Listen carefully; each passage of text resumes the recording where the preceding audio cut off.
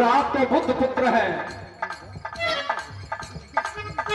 आपने जो ये काम किया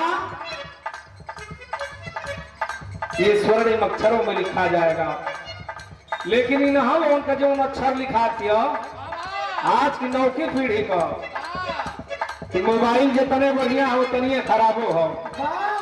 बढ़िया ऑप्शन खोजब तो बढ़िया बढ़िया नॉलेज बुद्धि लिहल चाहब तो बढ़िया, आ खराब जितने चाहब उतने खराब से खराब। कल्पना ना कहिए हुई कि खराब कितना होला। ये आज का युग हो गया। दोनों नायक नायिका का संवाद गीत के माध्यम से बतावे जाते हैं, हम तो ना बता पाए ना, पहला दिन है बता देंगे तो पहला दिन। दोनों मासुका कैसे अपनी आशिक से, आयासिक अपनी मासुका से कहत का अरे नाम है तो प्यार हो नान चिरई,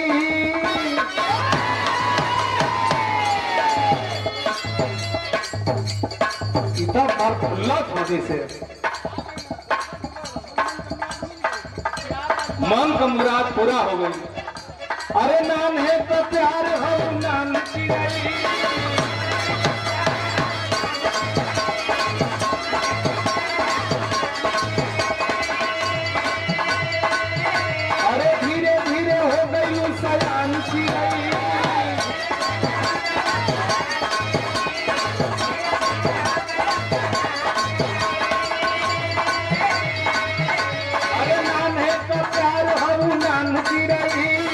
धीरे धीरे हो गई सयान चिरई, नहीं पूछते जान चिरई।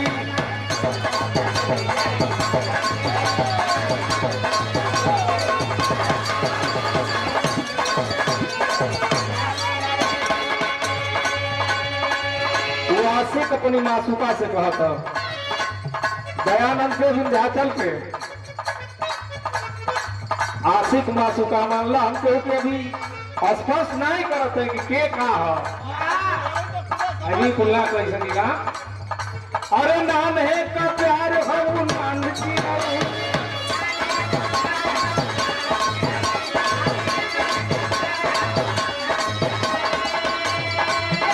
अरे धीरे धीरे हो गई सयान चिरई,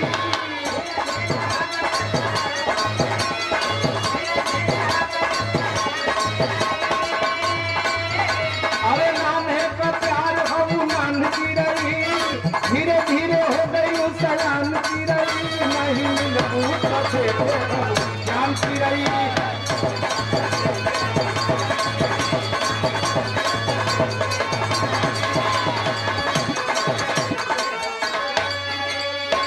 कह रहा है वासिका और नूका छिपी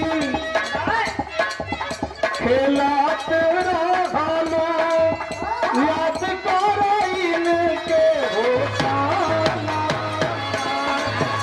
अरे नूका छिपी खेला तेरा हालो, याद करो इनके हो जाना।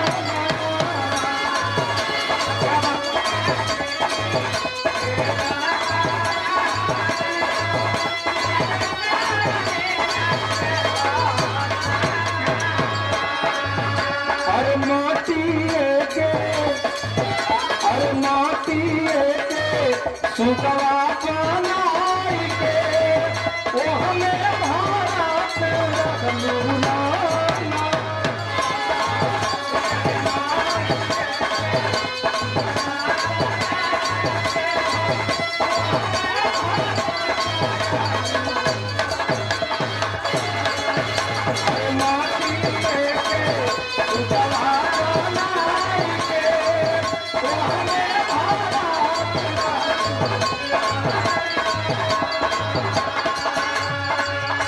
अरे कब बोला तारा सोते खातिर फिरिया, सोते खातिर फिरिया,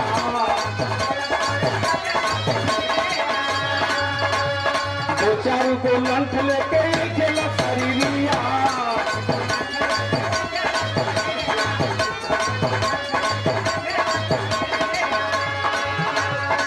लागत कतले बाटे हो तोहरा, अरे लागत कतले बाटे हो तोहरा, लब के कवनो तोड़ चिरई।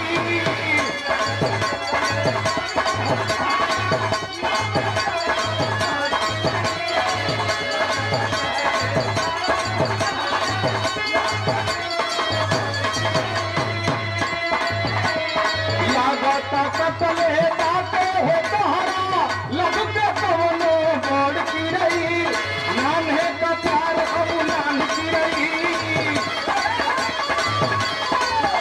और नान्हे का प्यार अब नान चिरई। धीरे धीरे हो गई उतरान चिरई, नहीं पूछ दे दे पहचान चिरई।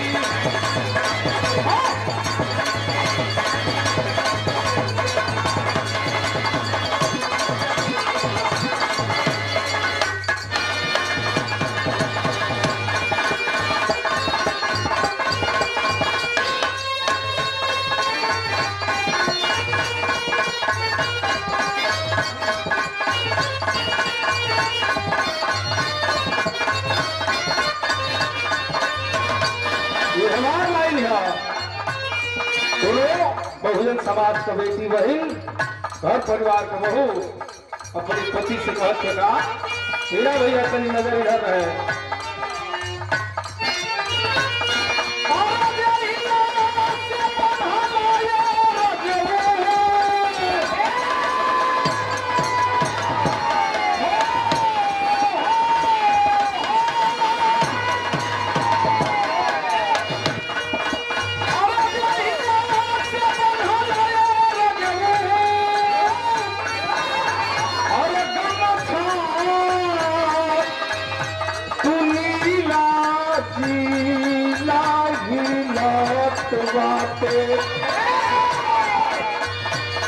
जहिया से बनलाए रजनी,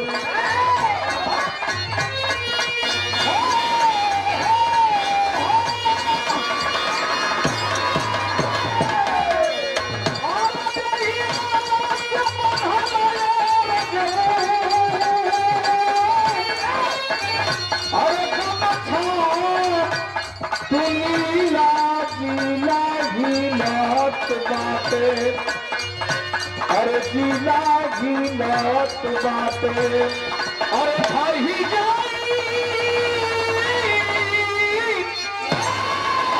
भाई जाई, अरे मनुवादी कीला, अरे जीला गीलत बाटे।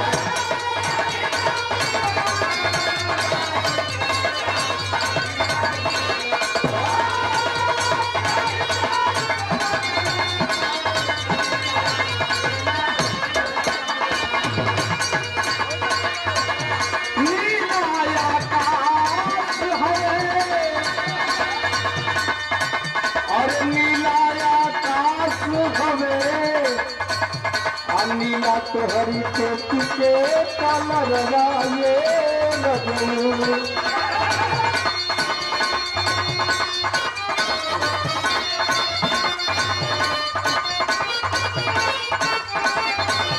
नीला आकाश जैसन चोटी के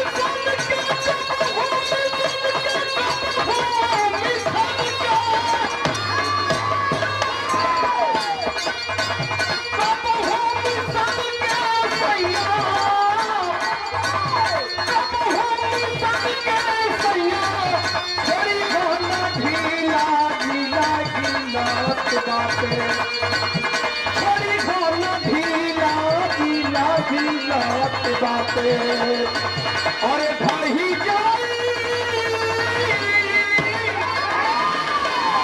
भाई जाई और मनुआदी कीला जीला गीला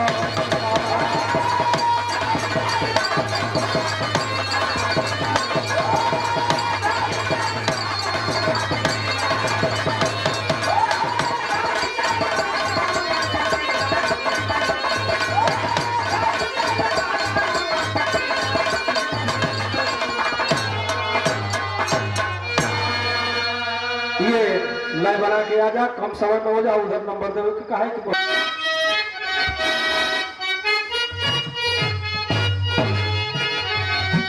अरे तोहरी कृपा से अरे तोहरी कृपा से बाबा साहब सुखी बहु जनमा हो बिहसला भरला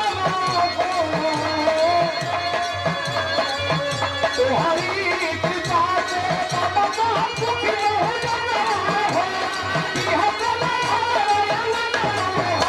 ये बाबा साहब बनी हो गई ना साहबा करसा भाई लिया तलैया हमसे पार कैला हो ये बाबा साहब बनी हो गई ना साहबा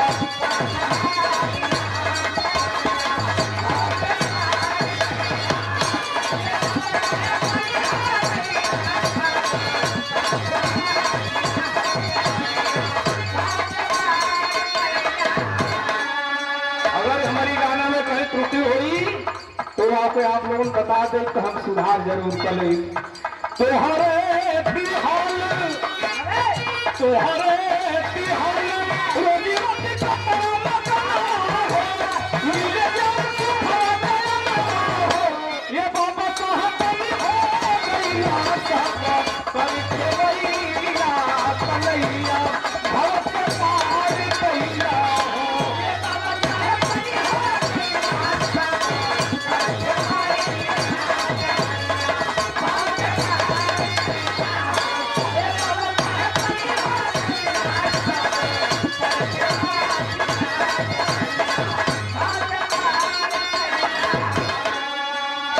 नम हो जाती है हमारे लिए आपके लिए ये बहुजन समाज जो भीतर भीतर पड़ा है। 1927 की वो घटना याद आती है। साइमन कमीशन कमेटी जब जांच करने के लिए आई, पिछड़े समाज के लोगों ने बाल मुकुंद भैया बाबा साहब का बड़ा अपमान किया। बाबा साहब डॉक्टर अम्बेडकर हमारे लिए आपके लिए ही नहीं पूरे भारत के लोगों के लिए जो मशक्कतें झेले, कुली बन करके रेलवे स्टेशन पर सामान ढोया उन्होंने। बाबा साहब डॉक्टर अम्बेडकर को होटल में पानी नहीं पीने दिया गया। कितना दुख झेला उन्होंने, लेकिन संतान को दुख हो बच्चों लोगन। बाबा साहब डॉक्टर अम्बेडकर का बेटा रमेश मर गया। बाबा साहब सीने पर पत्थर रख करके और फिर भी अपने कदम को पीछे नहीं हटाए। हमारे वो लड़का अगर खत्म हो जाई तो हम जानत है कि कोनो काम करत है तो हम ओके छोड़ दे। हो सके वो शक्ति वो एनर्जी वापस वो कुछ शुरू करब, लेकिन वो जो मसीहा ने मेरे किया उतना मैं पहुंच नहीं पाऊंगा। बाबा साहब का बेटा रमेश, गंगाधर बाबा साहब की एकलौती बेटी, वो भी इस दुनिया को छोड़ करके चली गई। बाबा साहब डॉक्टर अम्बेडकर का छोटा बेटा, जिसे अपने कंधे पर लेकर के चलते थे बाबा साहब डॉक्टर अम्बेडकर, तो कहते थे कि मेरा बेटा राज रतन इस दुनिया पर राज करेगा। लेकिन बीमारी के कारण बच्चे की मृत्यु होती है, शरीर पर कफन की व्यवस्था नहीं थी। और धन्य थी जीवन से मेरी माता रमाबाई अम्बेडकर। आपके त्याग और बलिदान को कभी भुलाया नहीं जा सकता। बाबा साहब से लोगों ने कहा कि बाबा साहब रोने से कुछ नहीं होगा, कफन की व्यवस्था करें, बेटे का दाह संस्कार हो। बाबा साहब जेब में हाथ डालते हैं, एक फुटी पाई नहीं निकलती है। आए आप लोगों का दिहल कहे रुपया पैसा भी हमारे की लगे बाप। उस मसीहा ने जो रात दिन जाग करके जो इंडियन कॉन्स्टिट्यूशन भारत का संविधान बनाया, 70 सालों में कुछ मानवता के दुश्मन मेढकों की तरफ आज बरसात में जैसे मेढक निकल जाते हैं, उस तरह से कुछ मानवता के दुश्मन बाबा साहब को गद्दार तू क्या क्या कह रहे हैं और संविधान का निर्माता किसी को दूसरा बता रहे हैं। अगर हैसियत थी तुम्हारी तो क्यों नहीं बना ली? अंग्रेजों ने कहा हम इस देश को छोड़ करके लंदन वापस चले जाएंगे, लेकिन तुम ये तय कर लो देश को चलाओगे कैसे? औकात नहीं तुम मनवादियों की जो इस तरह की जहरीली जुबानों से गंदी विचारधारा से लैस और इस देश को बांटने की बात कर रहे हैं। बाबा साहब का अपमान करके इस देश को विभाजित करने की जो साजिश कर रहे हैं, आपको सतर्क रहने की जरूरत है। और यही ही नहीं, चीफ जस्टिस ऑफ इंडिया जिसके ऊपर जो न्याय का प्रतीक है, देश का सुप्रीमो है, जो जस्टिस देता है, न्याय देता है, फिर ये हिम्मत आती कहां से है? जूता फेंका जाता है। कहां सोए हैं आप?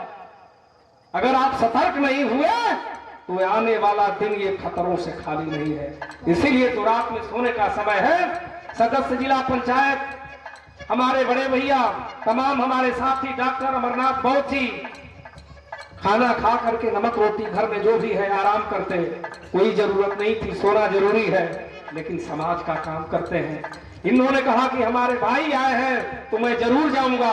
मैं अभिवादन करता हूं और सैल्यूट करता हूं ऐसे माता पिता को जिनकी संतान बन करके आप पैदा हुए। गरीबी हो, लाचारी हो, बेबसी हो, सबको परेशानी आती है, फिर भी निरंतर चलने का काम करते हैं आप। बहुत बहुत साधुवाद ज्ञापित करता हूं। सादर नमो बुद्धाय, जय भीम। ये स्नेहित सम्मान प्रदान हुआ है परम सम्मानित आदरणीय अमर प्रकाश साहब, ट्यूबवेल ऑपरेटर, सिंचाई विभाग, बरजला गांगेपुर। आप सुमंत के कोमल कर से बहुत बहुत प्रणाम करता हूं। सामने बैठे हमारे पिता तुल बुजुर्ग भाई, सबको प्रणाम निवेदित करते हुए सादर नमो बुद्धाय, जय भीम। बाबा साहब के संघर्षों को भुलाया नहीं जा सकता। उनकी पावन स्मृति हमेशा बनाए रखने की जरूरत है। वही हथियार है।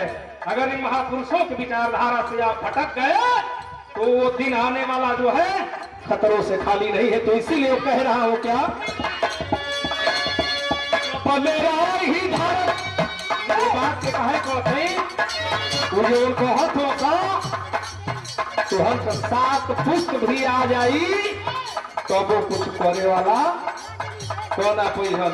तो यही से हम कहते हैं, ऐसा ही कहते हैं, कोनो बनावटी काल्पनिक कपोल ना कहते का जब मेरा ही धरती का गन्ना सूरत गन्ना तब ये बाबा साहब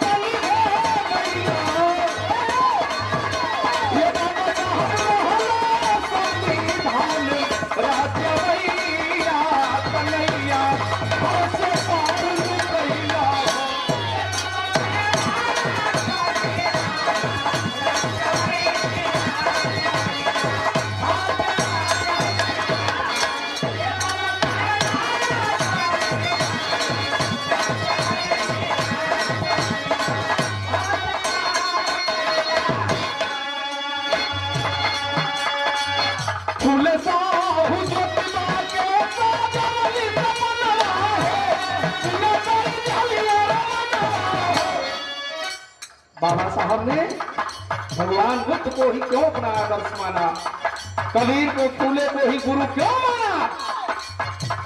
सिर्फ कह देने से और सुन लेने से काम चलने वाला नहीं है। उनको विचारों को अपने हथियार के रूप में प्रयोग करने की जरूरत है।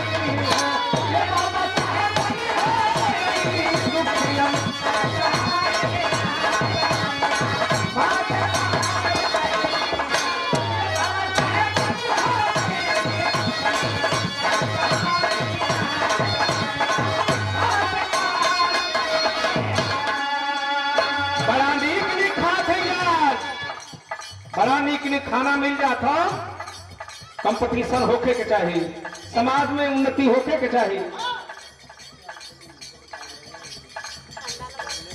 ये परम पूजनीय आदरणीय वरिष्ठ लिपिक बड़े बाबूजी श्याम बली साहब, आपके कोमल कर से बेटे को आशीर्वाद के रूप में लाखों रुपए का स्नेही सम्मान, चरणों में बहुत बहुत प्रणाम करता हूँ। सादर नमो बुद्धाय, जय भीम। आई दादा चाचा बैठल हम पुरनिया लोग, डॉक्टर साहब भी बैठे हैं, वो दौड़ याद करो। ये जैन तो जब समाज को लोग कुछ उन्नति करे हो, नौकरी पेशा में हो जात हो, संसाधन हो जात हो, बढ़िया बढ़िया बिल्डिंग, बढ़िया बढ़िया खाए के बढ़िया गाड़ी मर्सिडीज से आ जगुआर से चलत हो। हम के तो काजनी अपचियों से चल पावे के ना, लेकिन हमारा लक्ष्य है कि अपने भैया के बुलेट पर बैठा दे, ना ही चलावे के ढंग ना मुंह फूट जाएगी। आप लोगों से बताओ थे बढ़िया बढ़िया भोजन बढ़िया घरों में, शिक्षा के लिए भी भैया महीना महीना 5 मिनट बैठिए, अभी पूरा हो जाएगी, अब मनसा पूरा हो जाएगी 2 मिनट में भी पढ़ाइए नहीं। तो तनिक कोनो बात चले में तन दिमाग में आ जाला तो कितन सब जरूरी है। आप देख लीजिए ये दौर और उस दौर का मड़ुआ को रोटी ना मिले। अब मड़ुआ के लोग आज के लोग ना खाए हैं, लेकिन बरियई से दवाई के रूप में उपयोग होता। मड़ुआ गोरे गोबरहा गोबरहा बता रहा हूं, वही पहले जब दौरी होखे आ दवरिया जब गोल गोल घूमे बैला, जो उनके हुआ का बलिया खा ले और वो विस्ता करते थे, गोबर जो उनका निकलता था, इस बहुजन समाज को मजबूर किया उन मानवता के दुश्मनों ने। वो गोबर में जो अनाज रहे वो के धो के निकाल के कूट पीस के ये बहुजन समाज के लोगों के खाए के मजबूर कर इतना ना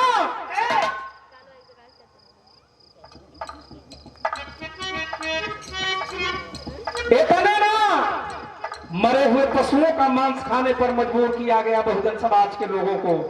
अब बहुत आसान ना रहे, मरे हुए पशु का जहां मांस लाना था, वो भूखा आदमी जब जाता था उसको लाने के लिए, वो करीब पहले से 2 लोगों दिन पहले ही रहे। 2 लोगों जाना थे कि एगो कुत्ता समुदाय आए, वो सियारन का मंडली, दोनों में लड़ाई हो के सियार चाहे कि हम ले लें और कुत्ता चाहे कि हम ले लें। डॉक्टर साहब गलत तो नहीं कह रहे हैं, लेकिन ये बहुजन समाज उन कुत्ते और सियारों से लड़ाई लड़ करके अपने पेट को भरने के लिए मरे हुए पशु का मांस लाता था। आज सबके ओढ़े पहले खाए का अगर व्यवस्था मिलल तो आदमी सोचत हो कि हमारे लड़का तो पढ़ लिया, डॉक्टर हो गई, इंजीनियर हो गई, कलेक्टर हो गई, लेकिन ये अधिकार किनके द्वारा मिला, इसको स्मरण करने की जरूरत है। ये स्नेहित सम्मान आशीर्वाद के रूप में प्रदान हुआ है परम सम्मानित आदरणीय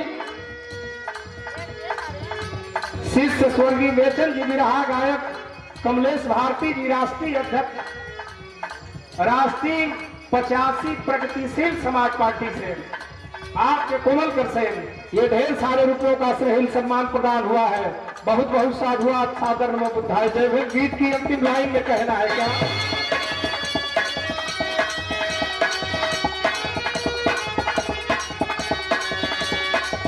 तोहरे